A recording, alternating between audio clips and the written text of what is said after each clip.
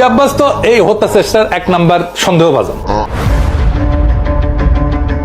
ঘটনার শুরু থেকেই নানা গুঞ্জন শোনা যাচ্ছিল। সময় গড়ানোর সঙ্গে সঙ্গে সেই গুঞ্জন আরও স্পষ্ট হতে থাকে। এক পর্যায়ে ওসমান হাদি হত্যাকাণ্ডের আলোচনায় উঠে আসে বিএনপি নেতা মির্জা আব্বাসের নাম। কারণ হিসেবে সামনে আসে ঢাকা ব্যাংকে অস্বাভাবিক আর্থিক লেনদেনের তথ্য। এই ব্যাংকের সঙ্গে মির্জা আব্বাসের মালিকানা সম্পর্ক রয়েছে বলে জানা যায়।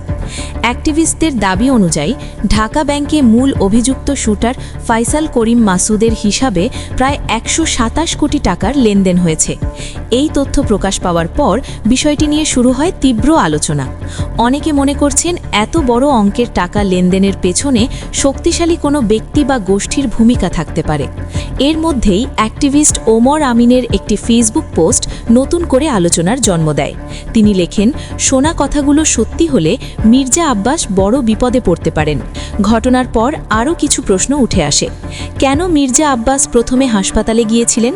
কেন হাদির মৃত্যুর বিষয়টি পুরোপুরি নিশ্চিত হওয়ার আগেই তারিক রহমানের দেশে ফেরার খবর প্রচার করা হলো? আবার ঘটনার সময় কেন মির্জা আব্বাসকে প্রকাশ্যে দেখা যায়নি? এসব প্রশ্ন মানুষের মনে সন্দেহ তৈরি করেছে। তবে কেউ কেউ বলছেন এটি হয়তো একটি পরিকল্পিত নাটকও হতে পারে, কারণ বড় কোনো প্রভাবশালী ব্যক্তি জড়িত না থাকলে শুধু ব্যাংক হিসাব খতিয়ে দেখলেই সত্য বেরিয়ে আসার কথা। এই পরিস্থিতিতে সিআইডি ২১ ডিসেম্বর একটি গুরুত্বপূর্ণ তথ্য জানায়।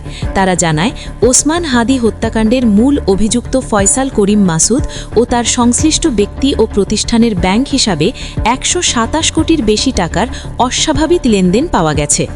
মানি লন্ডারিং আইনে এ বিষয়ে তদন্ত শুরু হয়েছে। সিআইডি আরও জানায়, ১২ ডিসেম্বর ঢাকার পুরান পল্টনে ওসমান হাদি গুলিবিদ্ধ হওয়ার পরপরই তারা তদন্ত শুরু করে। ঘটনাস্থল থেকে আলামত সংগ্রহ, সিসিটিভি ফুটেজ বিশ্লেষণ এবং ফরেনসিক পরীক্ষা করা হয়। পাশাপাশি বিভিন্ন সংস্থা থেকে পাওয়া তথ্য বিশ্লেষণ করে আর্থিক লেনদেনের বিষয়টি সামনে আসে।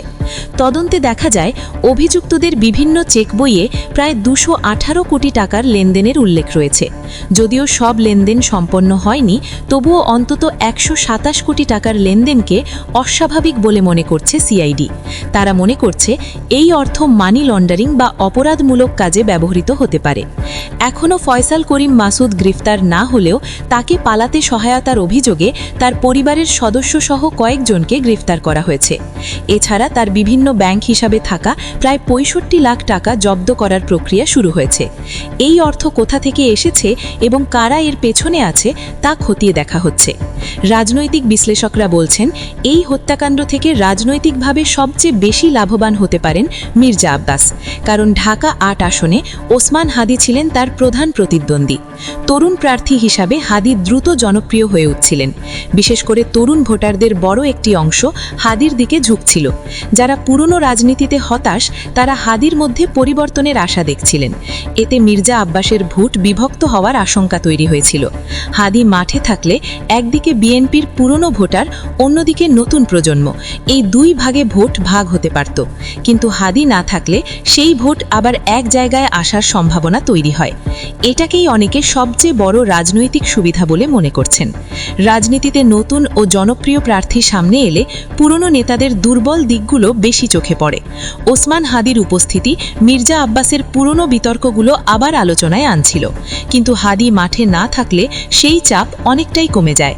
সব মিলিয়ে বলা যায়, যদিও এখনও কাউকে সরাসরি দায়ী করা হয়নি, তবুও মির্জা আব্বাস এই ঘটনায় সন্দেহের বাইরে নন। তদন্ত কোন দিকে যায়, কারা জড়িত প্রমাণিত হয়, সেটাই এখন দেখার বিষয়।